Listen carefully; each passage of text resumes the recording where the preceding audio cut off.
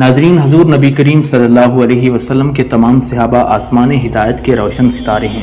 تمام صحابہ گلشن میں مہکتے پھولوں کا گلدستہ ہیں، لیکن ان میں حضرت علی رضی اللہ تعالیٰ عنہ ایسی شخصیت ہیں جس کے بارے میں نبی اکرم صلی اللہ علیہ وسلم نے یہ ارشاد فرمایا تھا، انا مدینۃ العلم والی بابھا، یعنی میں علم کا شہر ہوں اور علی اس کا دروازہ ہے۔ آج کی ویڈیو میں ہم آپ کو حضرت علی رضی اللہ تعالیٰ عنہ کے علم و حکمت اور ذہانت سے بھرپور ایسے فیصلے سنائیں گے جنہیں سن کر یقیناً آپ کا ایمان تازہ ہو جائے گا۔ ان میں سے چند فیصلے ایسے ہیں جو حضرت علی رضی اللہ تعالیٰ عنہ نے عہد نبوی میں کیے تھے اور جنہیں سن کر رسول اللہ صلی اللہ علیہ وسلم نے ان کے درست ہونے کی خبر دی تھی۔ ناظرین، ہجرت مدینہ کی رات رسول اللہ صلی اللہ علیہ وسلم نے حضرت علی رضی اللہ تعالیٰ عنہ کو امانتیں سپرد کیں اور انہیں یہ ارشاد فرمایا کہ آپ ان امانتوں کو صاحبان امانت تک پہنچا دیں۔ صبح کے وقت مکہ مکرمہ میں ایک عجیب واقعہ پیش آیا۔ ابو سفیان کے بیٹے حنظلہ نے عمیر بن وائل ثقفی کو بلایا اور اس سے کہا، تم علی ابن ابی طالب کے پاس جاؤ اور اس سے 80 مسکال سونے کا دعویٰ کرو اور اس سے کہو کہ میں نے یہ سونا حضرت محمد صلی اللہ علیہ وسلم کے پاس بطور امانت رکھا تھا۔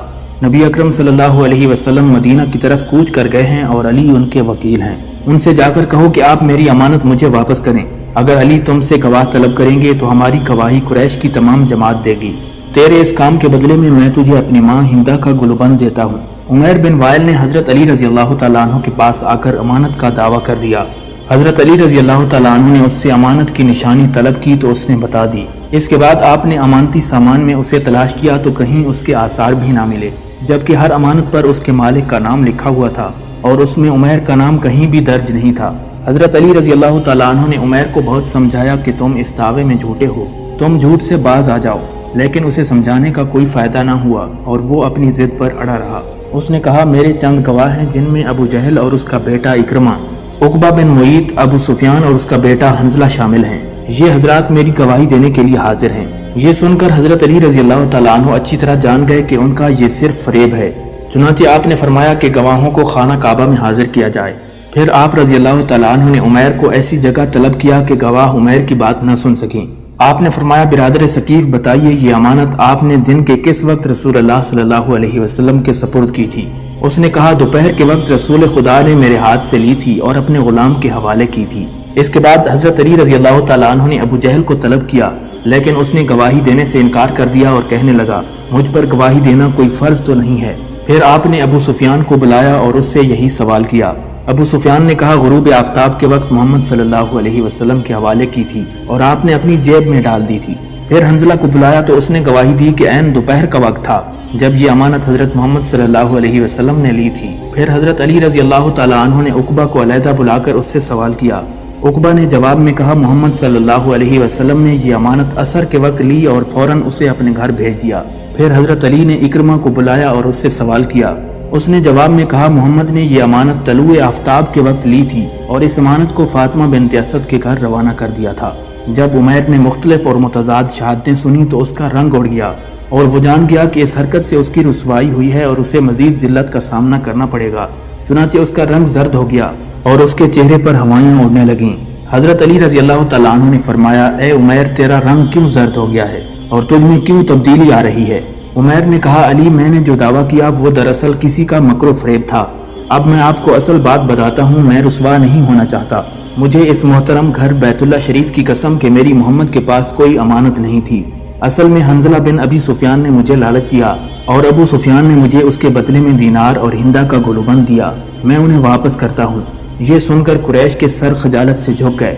اس وقت حضرت علی رضی اللہ تعالیٰ عنہ نے فرمایا، وہ تلوار لائی جائے جو گوشہ خانہ میں موجود ہے۔ چنانچہ آپ نے وہ تلوار لی اور ابو سفیان کے سامنے رکھی۔ فرمانے لگے، اس تلوار کو پہچانتے ہو؟ ابو سفیان اور اس کے گروہ نے جواب دیا، ہاں، یہ تلوار حنظلہ کی ہے، یہ وہ تلوار ہے جو چوری ہو چکی ہے۔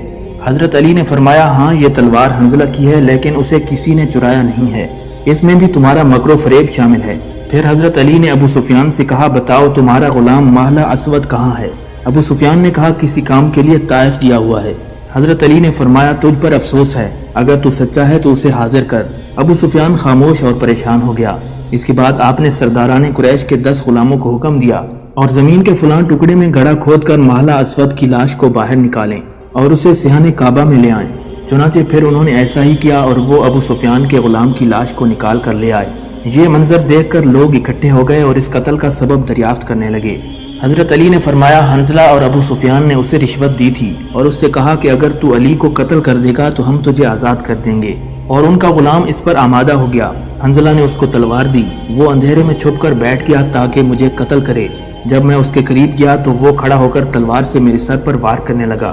میں نے اس سے تلوار کھینچ لی اور ایک ضرب سے اسے قتل کر دیا، اور یوں اس کے مکر و فریب کا کوئی نتیجہ برآمد نہ ہو سکا۔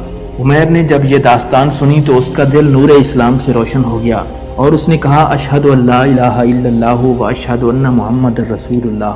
اس واقعے کے بعد حضرت علی رضی اللہ تعالیٰ عنہ مدینہ منورہ ہجرت کر گئے۔ ناظرین، حضرت علی رضی اللہ تعالیٰ عنہ ابھی نوعمر تھے اور عمر مبارک 20 سال کے قریب تھی۔ اسی دوران رسول اللہ صلی اللہ علیہ وسلم نے ان کو قاضی بنا کر یمن کی طرف بھیجا۔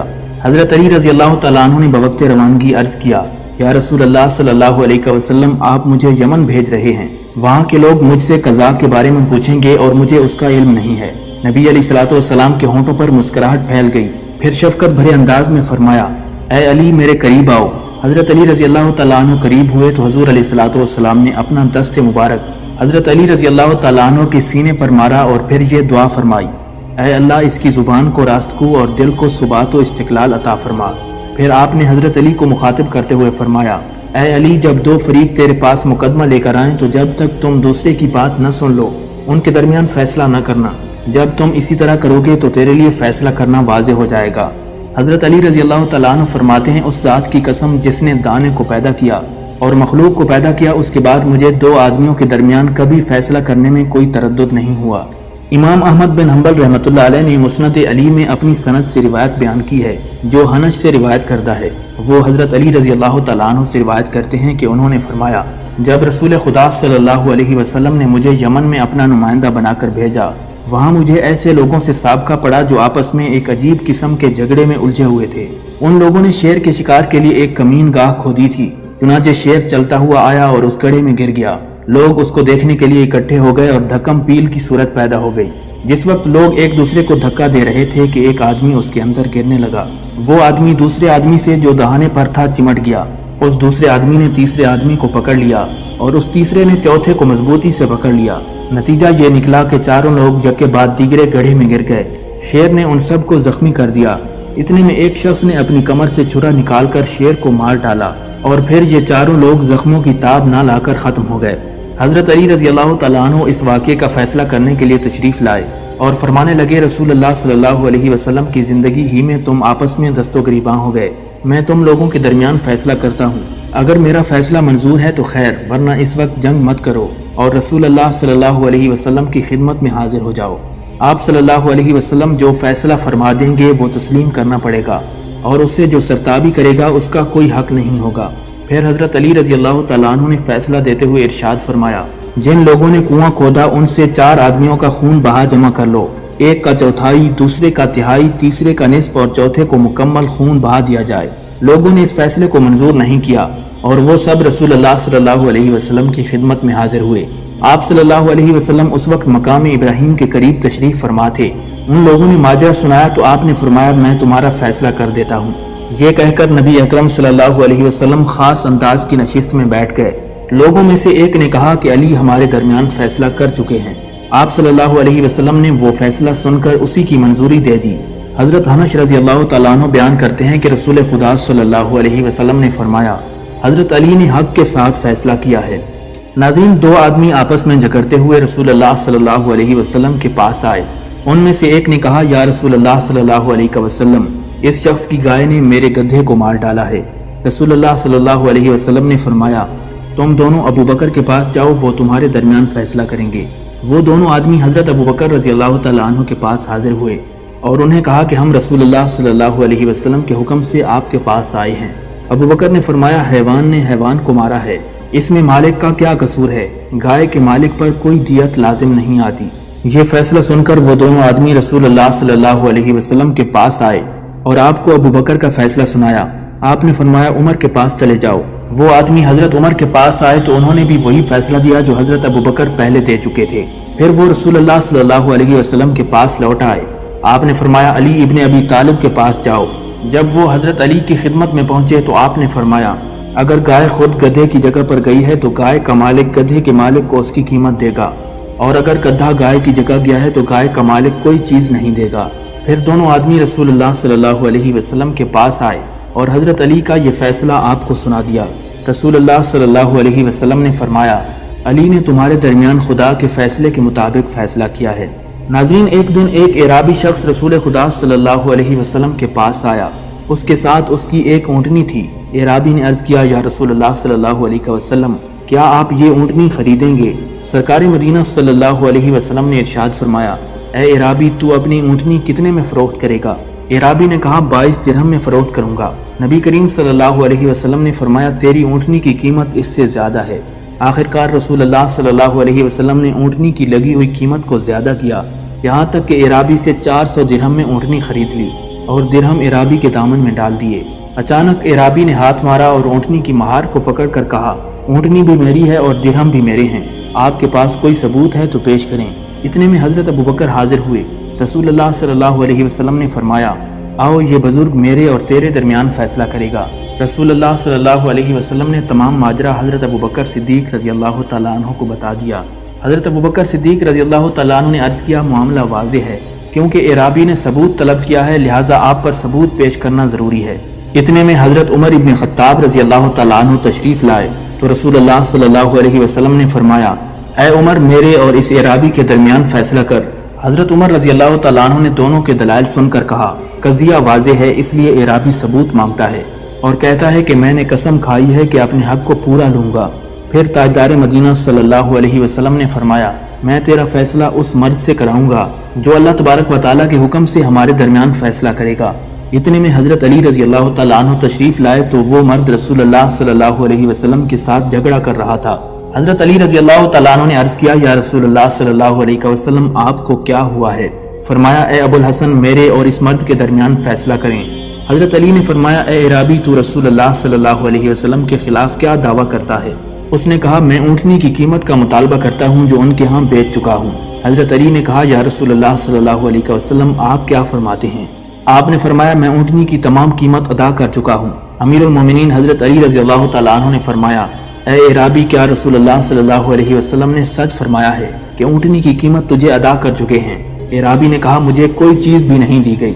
حضرت علی نے اپنی تلوار کو نیام سے نکالا اور ایک ہی وار سے اعرابی کا سر اڑا دیا۔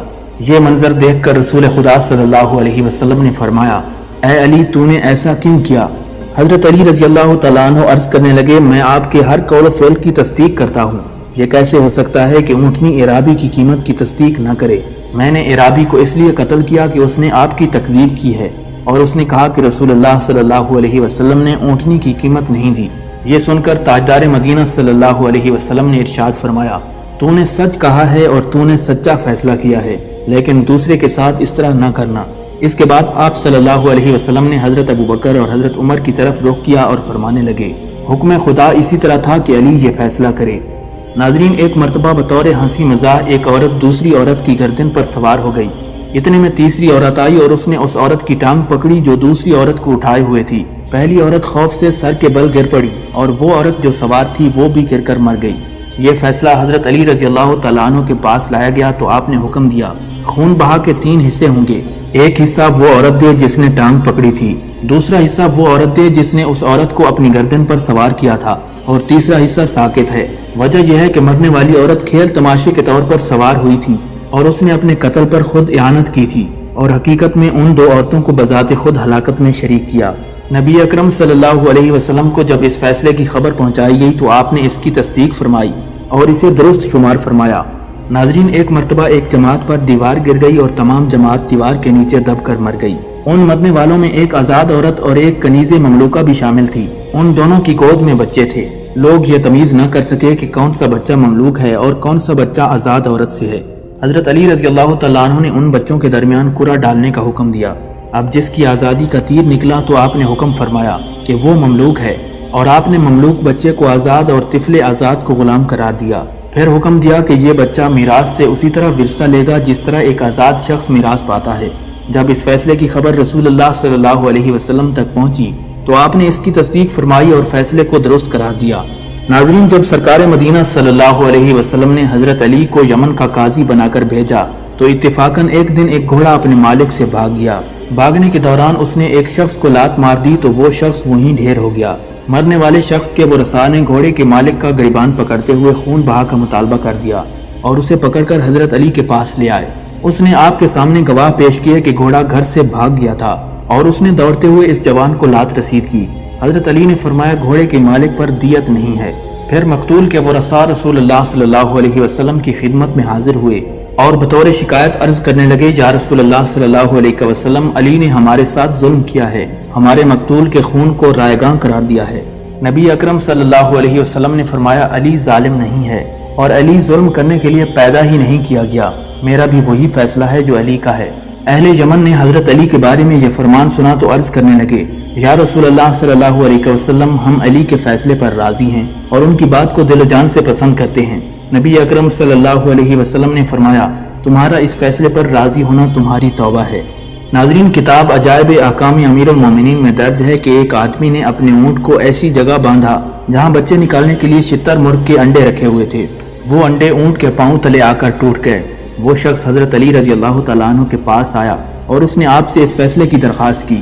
حضرت علی نے فرمایا اونٹ کے پاؤں سے پامال ہونے والے ہر انڈے کے بدلے ایک اونٹنی کی خانہ کعبہ میں قربانی کرو، یا پامال شدہ انڈوں کی تعداد کے مطابق نر اونٹ مادہ اونٹنیوں پر چھوڑ دو۔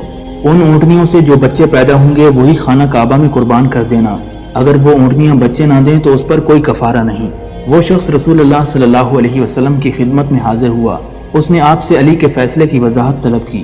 جب آپ صلی اللہ علیہ وسلم علی کے فیصلے کو سن چکے تو آپ نے فرمایا فیصلہ وہی ہے جو علی نے کر دیا ہے، ہاں اگر تو مزید آسانی چاہتا ہے تو دوسرا عمل میں بتاتا ہوں، اگر تو بجا لائے تو تیرے لیے کافی ہے۔ وہ عمل یہ ہے کہ ٹوٹے ہوئے انڈے کے بدلے ایک دن روزہ رکھ یا ایک مسکین کو کھانا کھلا۔ چنانچہ یہ شخص حج کے اعمال میں مشغول ہو گیا اور رسول اللہ صلی اللہ علیہ وسلم نے حضرت علی کے فیصلے کی تائید فرمائی۔ کیونکہ وہ شخص حضرت علی کے بتائے ہوئے کفارے کی قدرت نہیں رکھتا تھا، اس لیے آپ صلی اللہ علیہ وسلم نے دوسرے عمل کی اجازت دے دی۔ ناظرین، حضرت عمر رضی اللہ تعالیٰ عنہ سیدنا حضرت ابوبکر صدیق رضی اللہ تعالیٰ عنہ سے نقل کرتے ہیں، وہ فرماتے ہیں کہ مجھ سے ابو ہریرہ رضی اللہ تعالیٰ عنہ نے یہ واقعہ بیان کیا ہے کہ میں ایک دفعہ رسول اللہ صلی اللہ علیہ وسلم کی خدمت میں حاضر ہوا۔ اس وقت آپ کے سامنے کچھ کھجوریں رکھی ہوئی تھیں۔ میں نے سلام کیا تو رسول خدا صلی اللہ علیہ وسلم نے سلام کا جواب دیا اور اپنے دست مبارک سے مٹھی بھر کے کھجوریں عطا فرمائیں۔ میں نے ان کھجوروں کو گنا تو 73 دانے نکلے۔ اس کے بعد میں نبی کریم صلی اللہ علیہ وسلم سے رخصت ہو کر حضرت علی ابن ابی طالب کی خدمت میں پہنچا۔ آپ کے آگے بھی کھجوریں رکھی ہوئی تھیں۔ میں نے سلام کیا تو آپ نے سلام کا جواب دیا اور مجھے دیکھ کر مسکرا دیے۔ پھر مٹھی بھر خرمے آپ نے بھی مجھ کو عنایت فرمائے۔ ان کو بھی میں نے گنا تو دیکھا کہ وہی 73 دانے نکلے۔ یہ دیکھ کر میرا تعجب بڑھ گیا اور میں نبی علیہ الصلوۃ والسلام کی خدمت میں حاضر ہوا۔ عرض کی یا رسول اللہ صلی اللہ علیہ وسلم، آپ کی خدمت میں حاضر ہوا تو آپ کے سامنے کھجوریں رکھی تھیں۔ آپ نے مٹھی بھر کھجوریں مجھے عطا فرمائیں، میں نے ان کو گنا تو 73 دانے نکلے۔ اس کے بعد میں حضرت علی رضی اللہ تعالیٰ عنہ کے پاس گیا۔ ان کے آگے بھی کھجوریں رکھی تھیں۔ انہوں نے مٹھی بھر کھجوریں مجھے عطا کر دیں۔ میں نے ان کو گنا تو وہ بھی 73 دانے برآمد ہوئیں۔ یہ سن کر نبی علیہ الصلوۃ والسلام نے تبسم فرمایا اور کہا، اے ابو ہریرہ، تم کو نہیں معلوم کہ میرا ہاتھ اور علی کا ہاتھ عدل میں برابر ہے۔ ناظرین، ایک مرتبہ ایک یہودی حضرت عمر رضی اللہ تعالیٰ عنہ سے مخاطب ہو کر کہنے لگا، جب ایک جنت کا عرض قرآن مجید میں تمام آسمانوں اور زمینوں کے برابر بیان کیا گیا ہے تو روز قیامت تمام بہشت کہاں ہوں گے؟ حضرت عمر رضی اللہ تعالیٰ عنہ نے فرمایا، اس سوال کا جواب علی سے معلوم کرو۔ یہودی حضرت علی رضی اللہ تعالیٰ عنہ سے کہنے لگا، آپ بتائیے۔ حضرت علی رضی اللہ تعالیٰ عنہ فرمانے لگے، بتاؤ، جب رات آتی ہے تو دن کہاں چلا جاتا ہے اور جب دن ہوتا ہے تو رات کہاں چلی جاتی ہے؟ یہودی کہنے لگا، یہ علم تو خدا تعالیٰ کی ذات جانتی ہے۔ حضرت علی رضی اللہ تعالیٰ عنہ فرمانے لگے، اسی طرح بہشت کا علم بھی اللہ تبارک و تعالیٰ کی ذات ہی جانتی ہے۔ جب نبی اکرم صلی اللہ علیہ وسلم کو اس واقعے کی خبر دی گئی تو یہ آیت نازل ہوئی، فَاسْأَلُوا أَهْلَ الذِّكْرِ إِن كُنتُمْ لَا تَعْلَمُونَ۔ ناظرین، کتاب عجائب الاحکام کی روایت کے مطابق دو آدمی حضرت علی رضی اللہ تعالیٰ عنہ کے پاس فیصلہ لے کر آئے۔ وہ دونوں آدمی ایک کنیز کے برابر کے مالک تھے۔ ان دو آدمیوں نے حرمت کے باوجود جہالت کی وجہ سے کنیز سے ہم بستری کی اور یہ کنیز ان آدمیوں سے حاملہ ہو گئی۔ وضع حمل کے بعد بچہ پیدا ہوا۔ ان دو آدمیوں میں سے ہر ایک بچے کو اپنی طرف نسبت دیتا تھا۔ آخرکار یہ جھگڑا حضرت علی رضی اللہ تعالیٰ عنہ کے سامنے پیش کیا گیا۔ آپ نے اس لڑکے کا کرہ ڈالا اور کرہ ان میں سے ایک شخص کے نام نکلا۔ حضرت علی رضی اللہ تعالیٰ عنہ نے اس لڑکے کو جس کے نام کا کرہ نکلا تھا اس کے ساتھ ملحق کر دیا اور جس شخص کو لڑکا دیا گیا اسے حکم دیا کہ لڑکے کی آدھی قیمت اپنے دوسرے حصہ دار کو دے دے۔ قیمت ادا کرنے کا طریقہ اس طرح ہے کہ اگر وہ لڑکا غلام ہوتا تو کچھ قیمت رکھتا، کیونکہ اب آزاد ہے تو لہٰذا اسی طرح اس کی قیمت لگائی جائے، اور نصف قیمت صاحب پسر اپنے شریک کو دے۔ حضرت علی نے فرمایا اگر میں جانتا کہ حرمت کا علم رکھتے ہوئے جان بوجھ کر اس پر عمل کیا ہے تو میں تمہاری سزا میں سختی کرتا۔ ناظرین، ایک دن رسول اللہ صلی اللہ علیہ وسلم نے اپنے صحابہ کرام رضی اللہ تعالیٰ عنہم سے فرمایا تم میں سے کون ہے جس نے گزشتہ رات اللہ اور اس کے رسول کی خوشنودی کے لیے ایک شخص کو قتل کیا ہے؟ حضرت علی نے عرض کیا یا رسول اللہ صلی اللہ علیہ وسلم میں نے قتل کیا ہے۔ نبی اکرم صلی اللہ علیہ وسلم نے فرمایا اے علی اپنا قصہ بیان کرو۔ حضرت علی نے عرض کیا یا رسول اللہ صلی اللہ علیہ وسلم گزشتہ رات دو آدمی اپنے گھر کے سامنے ایک دوسرے سے جھگڑا کر رہے تھے۔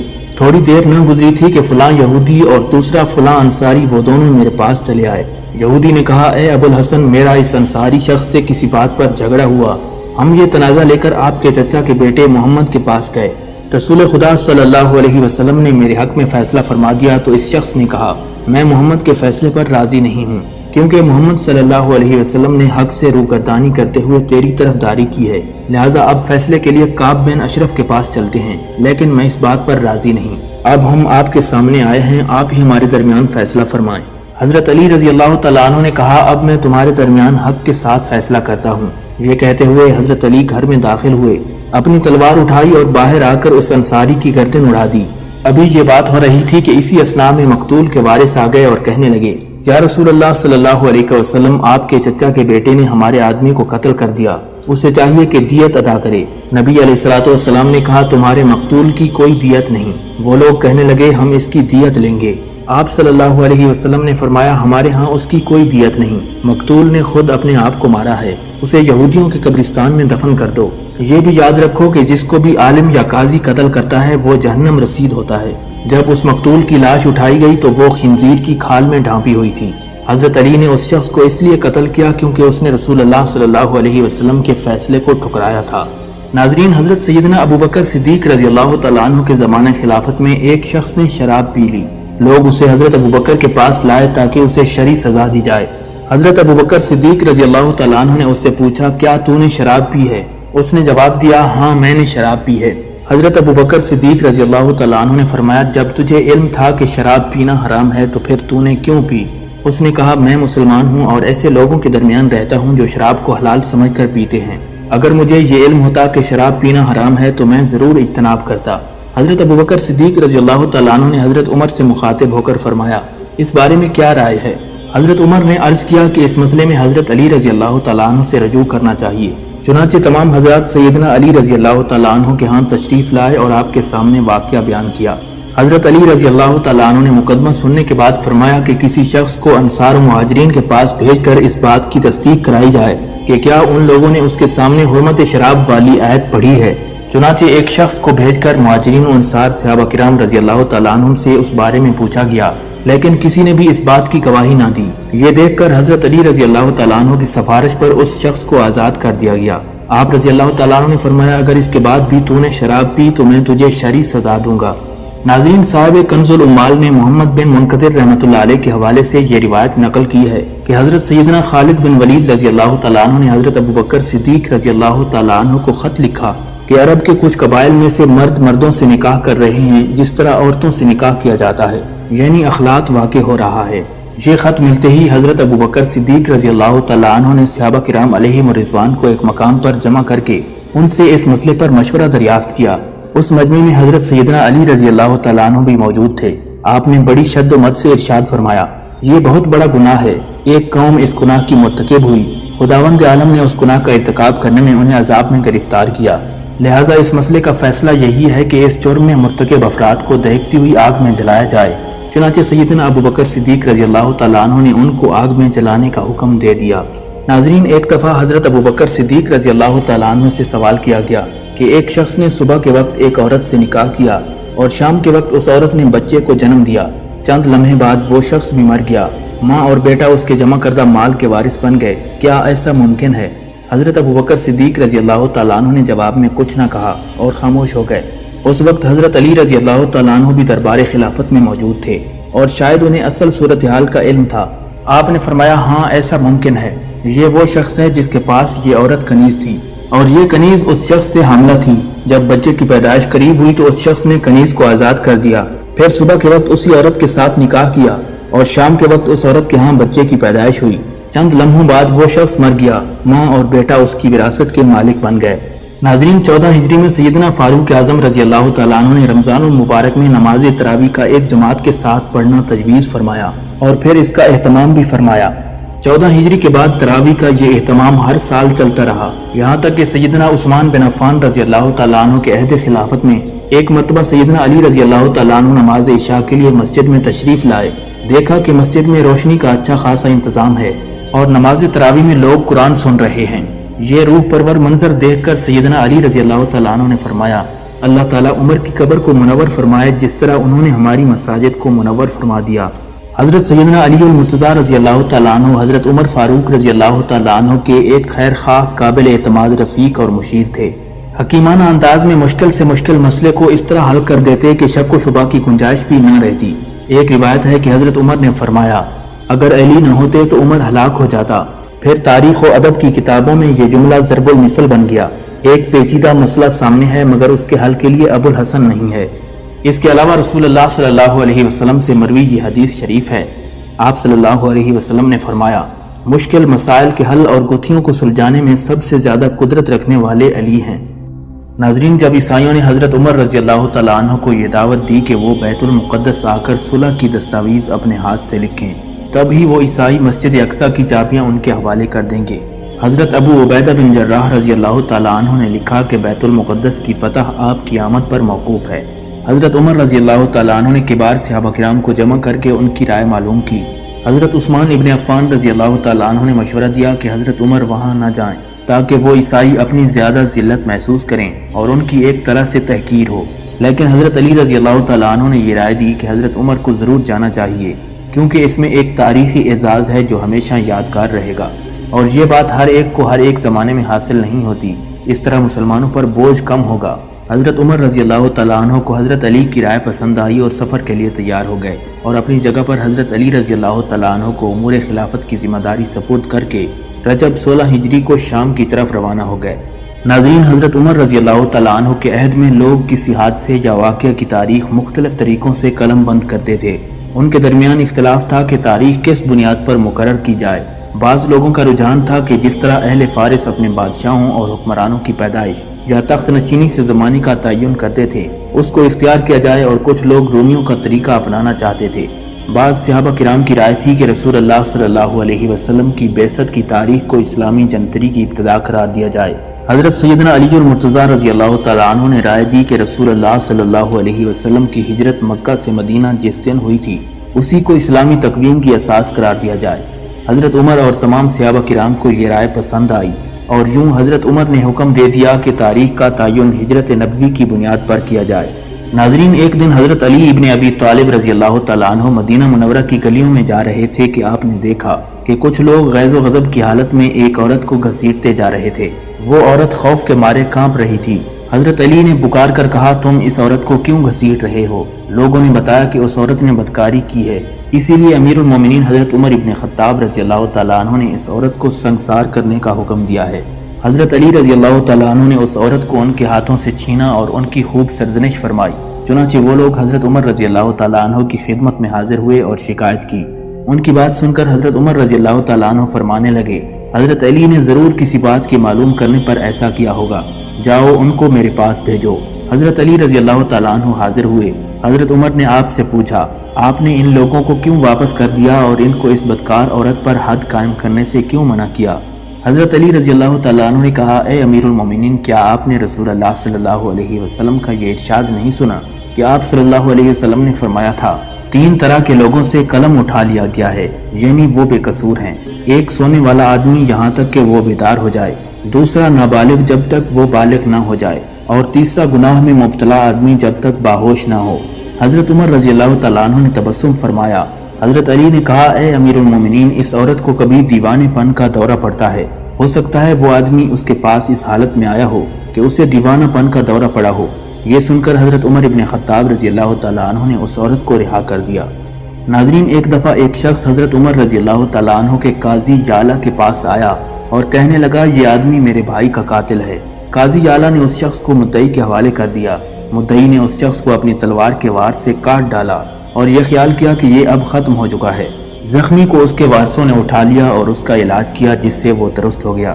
زخمی کے درست ہونے کے بعد مدعی نے پھر قاضی یعلا کے پاس درخواست دی کہ یہ میرے بھائی کا قاتل ہے۔ قاضی نے جواب دیا کہ میں نے اس شخص کو تیرے حوالے کر دیا تھا۔ اس نے کہا کہ میں نے تلوار سے اس پر وار کیے، لیکن زخمی ہونے کے باوجود وہ درست ہو گیا۔ قاضی یعلا نے مدعا علیہ کو بلایا اور اس کی حالت کو ملاحظہ کیا۔ دیکھا کہ اس کے بازو شل اور بیکار ہو چکے تھے۔ قاضی یعلا نے اس کے زخموں کو گنا جو مدعی کے وار کرنے سے ہوئے تھے۔ ان پر شرعاً دیت اور تاوان ادا کرنا واجب ہوتا تھا۔ قاضی صاحب نے مدعی سے کہا کہ تیرے لیے اب دو صورتیں ہیں، یا تو ان زخموں کے بدلے اس زخمی کو تاوان ادا کرو اور اسے قتل کر دو، یا پھر اس کو بالکل تنہا چھوڑ دو، کیونکہ تو اس پر قاتلانہ وار کر کے اپنے خیال سے اس کو قتل کر چکا ہے۔ یہ الگ بات ہوئی کہ یہ شخص بچ گیا۔ قاضی صاحب کے اس بیان سے مدعی کو تسلی نہ ہوئی، لہٰذا اس نے سیدنا عمر رضی اللہ تعالیٰ عنہ کے پاس قاضی صاحب کی شکایت کر دی۔ سیدنا فاروق اعظم رضی اللہ تعالیٰ عنہ نے قاضی موصوف کو بلا کر فیصلے کے بارے میں پوچھا۔ قاضی صاحب نے ساری تفصیلات بیان کر دیں۔ اس وقت سیدنا عمر رضی اللہ تعالیٰ عنہ کے پاس سیدنا علی رضی اللہ تعالیٰ عنہ بھی تشریف فرما تھے۔ آپ نے ان سے مشورہ طلب فرمایا تو حضرت علی نے قاضی یعلا کے فیصلے کی تائید فرمائی۔ حضرت عمر رضی اللہ تعالیٰ عنہ کا اپنا بھی یہی خیال تھا، لہٰذا ان دونوں بزرگوں نے قاضی یعلا کے فیصلے کو درست قرار دیا اور حضرت عمر رضی اللہ تعالیٰ عنہ نے قاضی موصوف کو اپنے عہدے پر قائم رکھا۔ ناظرین، ابن برہ نامی ایک شخص کو حضرت خالد بن ولید رضی اللہ تعالیٰ عنہ نے حضرت عمر کی خدمت میں ایک مسئلہ پوچھنے کے لیے بھیجا۔ ابن برہ کہتے ہیں کہ میں حضرت سیدنا عمر فاروق رضی اللہ تعالیٰ عنہ کی خدمت میں پہنچا تو سیدنا عثمان ابن عفان، سیدنا عبد الرحمن ابن عوف، سیدنا علی ابن ابی طالب اور سیدنا طلحہ بن عبید اللہ موجود تھے۔ ابن برہ نے کہا مجھے حضرت خالد بن ولید رضی اللہ تعالیٰ عنہ نے آپ کے پاس بھیجا ہے۔ وہ سلام کے بعد عرض کرتے ہیں کہ لوگ شراب خوری میں منہمک ہو رہے ہیں اور موجودہ سزا کو معمولی سمجھنے لگے ہیں۔ حضرت عمر رضی اللہ تعالیٰ عنہ نے یہ سن کر فرمایا کہ یہ حضرات تمہارے سامنے موجود ہیں، ان سے پوچھا جائے کہ کس طرح کرنا چاہیے۔ حضرت علی رضی اللہ تعالیٰ عنہ نے اپنی رائے دیتے ہوئے فرمایا کہ انسان جس وقت شراب پی کر بدمست ہوتا ہے تو واہی تباہی بکتا ہے، پھر لوگوں پر بہتان تراشی کرتا ہے اور بہتان تراشی کی سزا 80 درے ہے، لہٰذا شراب پینے کی سزا بھی 80 درے مقرر کرنی چاہیے۔ چنانچہ حضرت سیدنا عمر رضی اللہ تعالیٰ عنہ نے شراب خوری کی سزا 80 درے مقرر فرمائی۔ پھر سیدنا خالد بن ولید رضی اللہ تعالیٰ عنہ نے 80 درے سزا دینی شروع کر دی اور پھر سیدنا عمر رضی اللہ تعالیٰ عنہ نے شراب خوری کی یہی سزا برقرار رکھی۔ ناظرین، حضرت ابن جبیر رضی اللہ تعالیٰ عنہ روایت کرتے ہیں کہ جب اسفندیار کے لشکر کو شکست ہوئی اور مسلمانوں کو غلبہ حاصل ہوا تو حضرت عمر رضی اللہ تعالیٰ عنہ نے فرمایا یہ لوگ نہ یہودی ہیں اور نہ نصرانی اور نہ ان کے پاس کوئی کتاب ہے، اس لیے یہ مجوسی ہیں۔ حضرت علی رضی اللہ تعالیٰ عنہ نے عرض کیا ان کے پاس کتاب تھی لیکن وہ آسمان کی طرف اٹھا لی گئی ہے۔ وجہ یہ تھی کہ ان کا ایک بادشاہ تھا جس نے نشہ کی حالت میں اپنی لڑکی سے زنا کیا تھا، اور بعض کہتے ہیں کہ بہن سے فعل بد کیا تھا۔ جب اسے نشے سے افاقہ ہوا تو اس نے کہا اس سے بری ہونے کی کیا صورت ہو سکتی ہے۔ اراکین سلطنت نے مشورہ دیا کہ تمام اہل مملکت کو جمع کر کے یہ اعلان کر دے کہ میرے نزدیک یہ حلال ہے۔ اس نے بزرگان مملکت کو جمع کیا اور ان کے سامنے اعلان کیا کہ میرے نزدیک یہ عمل جائز ہے، تمہیں بھی میری پیروی کرنی چاہیے۔ لوگوں نے کہا ہماری شریعت میں یہ عمل جائز نہیں۔ لوگوں نے اس کا فیصلہ قبول کرنے سے انکار کر دیا۔ بادشاہ کو غصہ آ گیا اور اس نے حکم دیا کہ چند گڑھے کھودے جائیں اور ان میں خوب آگ بھڑکائی جائے اور یہ عمل لوگوں کے سامنے پیش کیا جائے۔ جو شخص انکار کرے اس کو اس گڑھے میں ڈال دیا جائے اور جو قبول کر لے اسے چھوڑ دیا جائے۔ اس رسم بد کے رائج ہونے کی وجہ سے کتاب خدا ان کے درمیان سے اٹھ گئی۔ ناظرین، عاصم بن حمزہ سے روایت ہے کہ میں نے مدینہ منورہ کی گلیوں میں ایک جوان کو دیکھا جو رو رو کر کہہ رہا تھا اے احکم الحاکمین، میرے اور میرے ماں کے درمیان فیصلہ فرما۔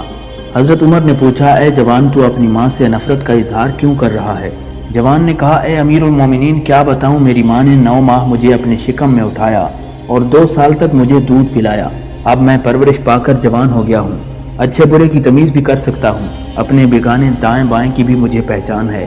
اب میری ماں فرزندی سے انکار کرتی ہے، ایسا لگتا ہے مجھے اس نے دیکھا تک نہیں ہے۔ حضرت عمر نے فرمایا اب تیری ماں کہاں ہے؟ اس جوان نے کہا سقیفہ بنی فلاں میں رہتی ہے۔ حضرت عمر رضی اللہ تعالیٰ عنہ نے حکم دیا کہ اس جوان کی ماں کو میرے سامنے حاضر کیا جائے۔ پولیس نے عورت کو اس کے 4 بھائیوں سمیت حاضر کر دیا اور گواہ بھی حاضر ہو گئے۔ انہوں نے گواہی دی کہ اس عورت کا کوئی بیٹا نہیں، یہ عورت تو پاکیزہ ہے، شوہر کو تو اس نے دیکھا تک نہیں، یہ لڑکا جھوٹا اور قابل مذمت ہے، عورت کو خاندان میں ذلیل و رسوا کرنا چاہتا ہے۔ حضرت عمر رضی اللہ تعالیٰ عنہ نے جوان کی طرف رخ کرتے ہوئے فرمایا، اے جوان، یہ کیا کہتے ہیں اور تو کیا کہتا ہے؟ جوان نے کہا، واللہ یہ میری ماں ہے، اس نے 9 ماہ مجھے شکم میں اٹھایا ہے اور 2 سال دودھ پلایا ہے، اب میرا انکار کرتی ہے۔ حضرت عمر رضی اللہ تعالیٰ عنہ نے عورت کی طرف رخ کرتے ہوئے فرمایا، اے کنیز، یہ جوان کیا کہہ رہا ہے؟ عورت کہنے لگی، اے امیر المومنین، مجھے خدا کی وحدانیت اور محمد کی رسالت کی قسم، میں تو اس جوان کو جانتی تک نہیں کہ یہ ہے کون، یہ جھوٹا مکار ہے، یہ مجھے میرے خاندان میں ذلیل و رسوا کرنا چاہتا ہے، میں خاندان قریش کی ایک شریف بیٹی ہوں، میرا تو ابھی بیاہ تک نہیں ہوا، ابھی اپنے ہی خاندان میں ہوں، مجھے کسی بشر نے چھوا تک نہیں ہے۔ حضرت عمر رضی اللہ تعالیٰ عنہ نے فرمایا، کیا تو اس بارے میں گواہ بھی رکھتی ہے؟ عورت نے کہا، ہاں، یہ آدمیوں کی جماعت گواہ ہے۔ اس عورت نے 40 افراد بطور گواہ پیش کر دیے جن لوگوں نے اپنی گواہی پیش کی تھی۔ حضرت عمر رضی اللہ تعالیٰ عنہ نے حکم دیا کہ اس جوان کو زندان میں ڈال دو، تب تک گواہوں کی صداقت بھی معلوم ہو جائے، اگر عورت کی صداقت ثابت ہو گئی تو جوان پر حد قذف جاری کی جائے گی۔ کارندے جوان کے ہاتھ باندھ کر زندان کی طرف لے جانے لگے تو راستے میں ان کو حضرت علی نے دیکھ لیا۔ جوان فریاد کرنے لگا، اے علی، میری فریاد سنیے، میں مظلوم جوان ہوں، حضرت عمر رضی اللہ تعالیٰ عنہ نے مجھے زندان میں قید کرنے کا حکم جاری کیا ہے۔ حضرت علی رضی اللہ تعالیٰ عنہ نے سپاہیوں سے کہا کہ اس جوان کو حضرت عمر کے پاس لے چلو۔ وہ جب واپس ہوئے تو حضرت عمر نے فرمایا، کیا میں نے نہیں کہا ہے کہ اسے زندان میں لے جاؤ؟ پھر واپس کیوں آئے ہو؟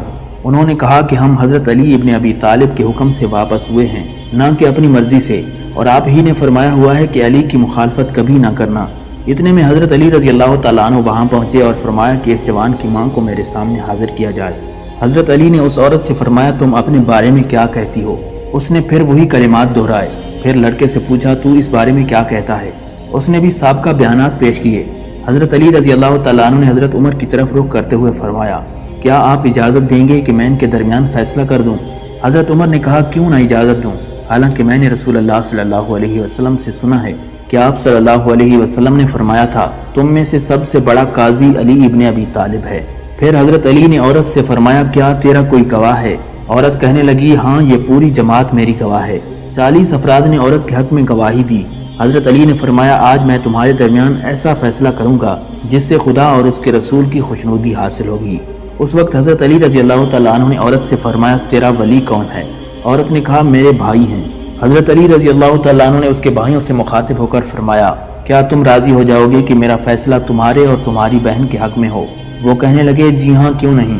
علامہ ابن قیم کی روایت کے مطابق حضرت علی نے جوان سے فرمایا، کیا تجھے یہ بات پسند ہے کہ میں تیرا بحیثیت باپ کے ہوں اور حسن و حسین رضی اللہ تعالیٰ عنہما بحیثیت 2 بھائیوں کے؟ نوجوان نے کہا، ہاں، مجھے قبول ہے۔ حضرت علی نے فرمایا، اے لوگوں، میں خدا کو گواہ بناتا ہوں اور حاضرین سے گواہی مانگتا ہوں کہ میں 400 درہم حق مہر مقرر کرتے ہوئے اس عورت کو اس نوجوان کے نکاح میں دیتا ہوں اور مہر کی رقم اپنے مال سے خود ادا کرتا ہوں۔ اے کمبر، جلدی جاؤ اور درہم لے کر آؤ۔ جناب کمبر نے درہم حاضر کر دیے۔ حضرت علی نے فرمایا، درہم اس جوان کے دامن میں ڈال دو۔ آپ نے حکم دیا کہ تو اپنی بیوی کے دامن میں ڈال دے اور اس کا ہاتھ پکڑ کر اپنے گھر لے جا اور اس سے ہم بستری کر، پھر میرے پاس غسل جنابت کر کے آنا۔ جب عورت نے یہ کلمات سنے تو اچانک فریاد کرنے لگی، میں نہیں چاہتی کہ آگ میں جلوں، خدا کی قسم یہ میرا بیٹا ہے۔ حضرت علی نے فرمایا، تو نے پہلے کیوں نہیں اقرار کیا؟ عورت نے کہا، میں قصوروار نہیں ہوں، کیونکہ میرا عقد ایک انتہائی نالائق اور کمینے شخص سے کیا گیا اور اس سے یہ لڑکا پیدا ہوا تو میرا شوہر مر گیا۔ جب یہ حد بلوغت کو پہنچا تو میرے بھائیوں اور لوگوں نے مجھ سے کہا کہ اس فرزندی کا انکار کر دے، تو میں نے بھائیوں کے خوف کی وجہ سے اس لڑکے سے انکار کر دیا۔ خدا کی قسم یہ میرا بیٹا ہے، میرا دل اس کے لیے بے چین اور غمزدہ ہے۔ پھر عورت اپنے بیٹے کا ہاتھ پکڑ کر گھر روانہ ہو گئی۔ ناظرین، اسی امید کے ساتھ اجازت دیجیے کہ آپ کو ہماری ویڈیو پسند آئی ہوگی۔ اگر آپ اس ویڈیو کا پارٹ 2 دیکھنا چاہتے ہیں تو کمنٹ سیکشن میں ضرور بتائیں، ویڈیو کو لائک کریں اور چینل کو ضرور سبسکرائب کریں۔ اللہ رب العزت آپ کا حامی و ناصر ہو۔